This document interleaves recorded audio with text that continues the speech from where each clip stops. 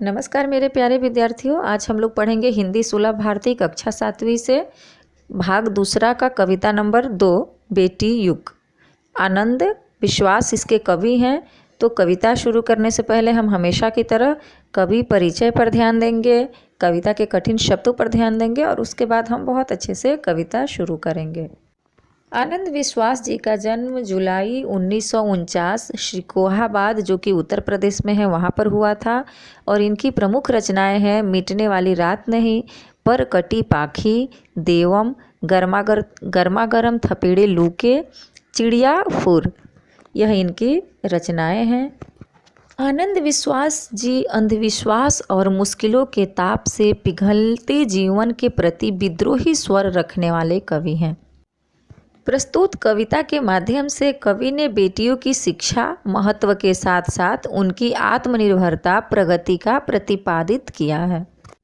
अब कविता शुरू करने से पहले हम इस कविता के कठिन शब्दार्थ पर ध्यान देंगे, जो इस प्रकार से है। सुहानी यानी सुंदर, नेक अच्छा, पर्व मतलब त्यौहार, सयानी मतलब समझदार, शिक्षित यानी पढ़ा लिखा, समीक्षा करना यानी आलोचना करना, प्रशिक्षण करना, तरुण मतलब युवा, मनन यानी चिंतन, पावन यानी पवित्र, आंगन मतलब प्रांगण, सम्मान मतलब आदर।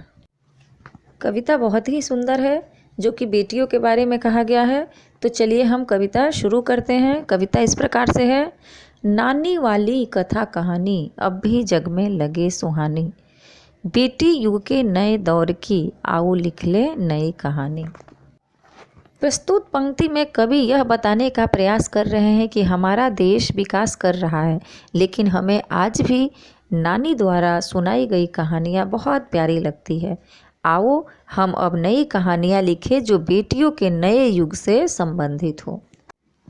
आगे कवि कहते हैं कि बेटी युग में बेटा बेटी सभी पढ़ेंगे सभी बढ़ेंगे, फौलादी ले नेक इरादे खुद अपना इतिहास गढ़ेंगे। देश पढ़ेगा देश बढ़ेगा दौड़ेगी अब तरुण जवानी, नानी वाली कथा कहानी अब भी जग में लगे सुहानी। इस पंक्ति में कवि कह रहे हैं कि इस नए युग में लड़के और लड़कियां दोनों पढ़ेंगे, पढ़ लिख करके दोनों आगे बढ़ेंगे और तरक्की के मजबूत इरादों के साथ स्वयं अपना इतिहास लिखेंगे। कवि कहते हैं कि जब लड़के लड़कियां पढ़ेंगे तब देश आगे बढ़ेगा। हमारे आज के युवक तथा युवतियां प्रगति के दौड़ में आगे बढ़ेंगे और इस प्रकार जब सभी लड़के लड़कियां पढ़ेंगे तो पूरा देश शिक्षित होगा। देश पढ़ेगा तो देश बढ़ेगा, यानी पूरा देश जब शिक्षित होगा तो पूरा देश आगे बढ़ेगा। दौड़ेगी अब तरुण जवानी, और तब अब इस युग के तरुण जवानी यानी जवान लोग सामने आएंगे, दौड़ेंगे, आगे आएंगे, अपने इतिहास खुद लिखेंगे।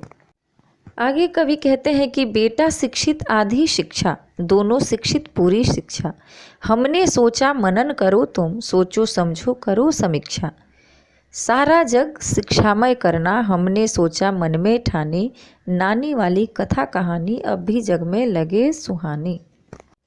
यहाँ पर कवि कहते हैं कि अगर हम सिर्फ लड़कों को ही शिक्षित करेंगे तो वह आधी शिक्षा कहलाएगी। पूरी शिक्षा तभी कही जाएगी जब दोनों ही शिक्षित होंगे, बेटा और बेटी दोनों पढ़ेंगे। यह कवि का विचार है और इस पर सबको सोचना चाहिए। कवि ऐसा कह रहे हैं कि हमने सोचा आप भी इस पर विचार कीजिए तथा विचार करना चाहिए, समीक्षा करना चाहिए यानी परीक्षण करना चाहिए। हमने विचार किया है तथा मन में यह तय किया है सारे संसार को शिक्षित करना है, ऐसा हमने सोचा है और आप भी ऐसा सोचिए, कवि का ऐसा कहना है। आगे की पंक्ति में कवि कहते हैं कि अब कोई ना अनपढ़ होगा, सबके हाथों पुस्तक होगी। ज्ञान गंगा की पावन धारा सबके आंगन तक पहुँचेगी। पुस्तक और कलम की शक्ति जग जाहिर जानी पहचानी, नानी वाली कथा कहानी अब भी जग में लगी सुहानी। यहाँ पर देखिए कवि क्या कह रहे हैं कि अब समाज में कोई भी अनपढ़ नहीं रहेगा, सभी बच्चों के हाथों में पुस्तकें होगी। ज्ञान की गंगा सभी के आंगन तक पहुँचेगी तथा हर घर का बच्चा पढ़ेगा। हम सभी जानते हैं कि कलम में कितनी शक्ति होती है, पुस्तकें ज्ञान का भंडार है।